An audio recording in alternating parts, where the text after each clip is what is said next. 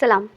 मेरे कुछ दोस्त कहते हैं कि नेहा तू बहुत अच्छी है ना। मतलब मैं हूँ अच्छी, मैं आपको बता रही हूँ मेरे कहने का मतलब कि वो लोग कहते हैं कि नेहा तू बहुत अच्छी है ना, तो इसलिए तेरे लिए बहुत आसान है ये कहना कि पाप मत करो, व्यभिचार मत करो, गलत काम मत करो, बुराई से दूर रहो, ऐसा करो वैसा करो। लेकिन मैं उनसे ये कहना चाहती हूँ कि सब ने पाप किया और परमेश्वर की महिमा से रहित हैं।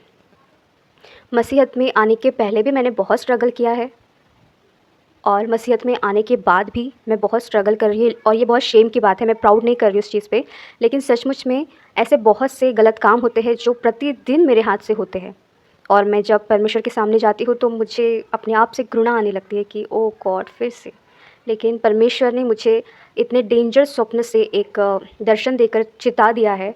मैंने एक स्वप्न देखा जिसमें बहुत सारे यूथ मुझे दिखे और ऐसा दिखा कि एक बीच से रास्ता है और दोनों साइड में पानी है, बहुत लेवल उसका बहुत ज़्यादा है और सारे जो यूथ हैं बॉयज़ एंड गर्ल्स बोथ, वो अपने अपने पूरे कपड़े उतार रहे हैं और उस पानी में वो कूद रहे हैं, मतलब सुसाइड कर रहे हैं। और मैं और मेरे साथ एक लड़की रहती है, वो वहाँ से जाती रहे जा बीच में से गुजरते हैं हम वहाँ से, और मैं ये नज़ारा देख रही हूँ और मैं बहुत घबरा गई। और जब वो पुल ख़त्म हो जाता है, वो रास्ता ख़त्म हो जाता है, तो अंत में वो लड़की मुझे बोलती है कि तुमने देखा ये सब, ये होने वाला है आने वाले समय में।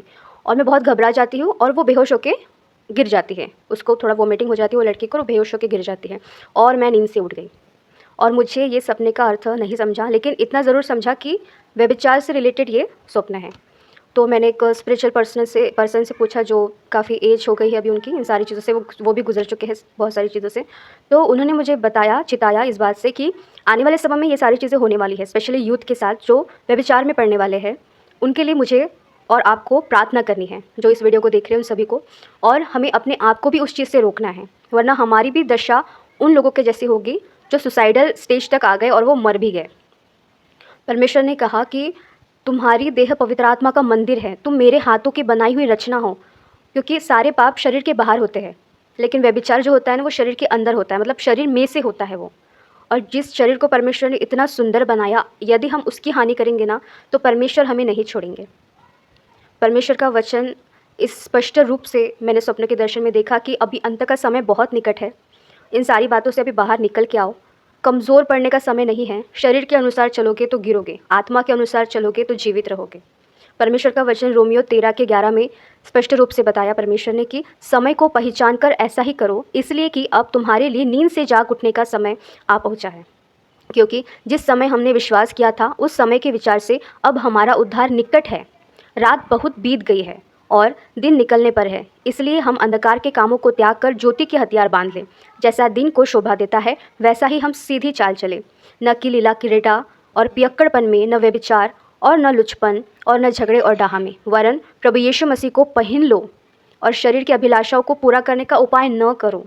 इतना क्लियरली और स्पष्ट वचन परमेश्वर ने मुझे बताया और मैं बहुत शैटर्ड हो गई। मैंने मेरे आंखों के सामने मेरी सारी गलतियां मुझे दिखने लगी। मैंने परमेश्वर से पश्चाताप किया, मैंने तौबा एक्चुअल में कर लिया। मैंने, प्रभु अभी कुछ नहीं चाहिए, मुझे कुछ नहीं करना है, आपके आने तक जैसा रखना है वैसा रखो, बट अभी किसी गलत काम में मुझे पढ़ने मत देना। मुझे आप और मैं, हमको बस यही प्रार्थना करने की, प्रभु मुझे अब परीक्षा में पढ़ने मत दे, हम कमज़ोर हैं, पवित्र आत्मा की सहायता से स्ट्रॉन्ग बन जाइए। परमेश्वर ने चिताया मुझे और मैं चिता रही हूँ अभी आपको। आपको मानना ही पड़ेगा ये सारी चीज़ें, क्योंकि परमेश्वर आपसे प्रेम रखते हैं, लेकिन पाप से प्रेम नहीं रखते हैं। प्रभु आपको इस वचन के द्वारा आशीष दे और बचाए रखे, प्रभु यीशु के नाम से, आमेन। मैं आपके लिए और मेरे लिए भी प्रार्थना करती हूँ कि हम इन सारी चीज़ों से बचे रहें।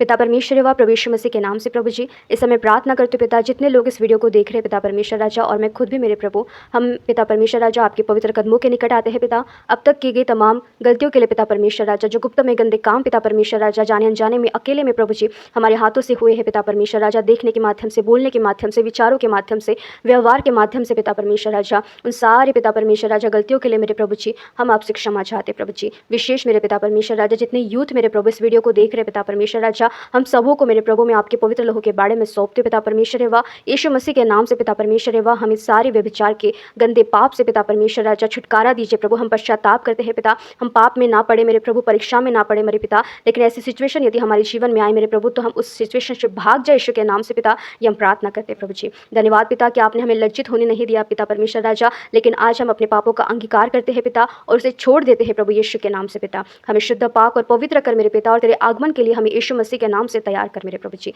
धन्यवाद करते हैं पिता, विनती प्रभु यीशु के नाम से मांगते हैं, आमीन। प्रभु आपके इस वचन के द्वारा आशीष दे। Praise the Lord.